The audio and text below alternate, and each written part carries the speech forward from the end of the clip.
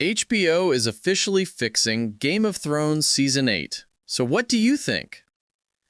There's been a lot of news this November about Game of Thrones and its spin-offs, one of which could alleviate a lingering pain from the fantasy drama series. In the past couple of days, we've had announcements about A Knight of the Seven Kingdoms and House of the Dragon, and fantasy fans are living well. Both prequel series have been renewed through 2028. It's a good sign for AKOTSK and an expected reward for House of the Dragon. House of the Dragon has been instrumental in rebuilding the Game of Thrones brand after a less-than-ideal finale to the show. Now, Game of Thrones may have a chance to redeem itself with a sequel series. Along with House of the Dragon and A Knight of the Seven Kingdoms getting renewed through 2028, George R.R. Martin revealed at the 2025 Iceland Noir Festival that there is a sequel to Game of Thrones in development. In fact, his exact words were, "a sequel or two," which is 2 more sequels than most people expected.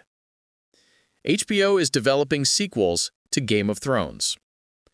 Along with House of the Dragon and A Knight of the Seven Kingdoms getting renewed through 2028, George R.R. Martin revealed at the 2025 Iceland Noir Festival that there is a sequel to Game of Thrones in development.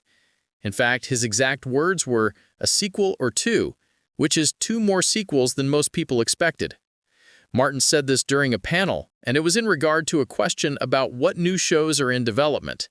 The fantasy author mentioned House of the Dragon, A Knight of the Seven Kingdoms, and the upcoming Aegon the Conqueror prequel series, but gave no indication about what the sequel series would cover. Game of Thrones sequels are the only way to fix Season 8.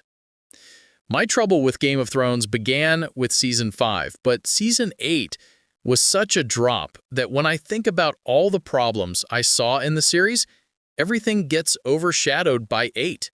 It serves as a convenient receptacle for all the sins of the show, because cracks exploded wide open as the show crawled to its end.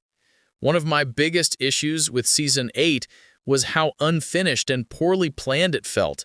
However, these are 2 problems that a sequel series could easily solve. Perhaps we could see more of Bran as king, Jon living beyond the wall, Arya going west of Westeros, or Sansa leading the north as queen. We rushed to the end of Game of Thrones in Season 8, and the truncated storylines hurt everyone. Why was Bronn master of coin? Why didn't the Iron Islands earn their independence along with the North?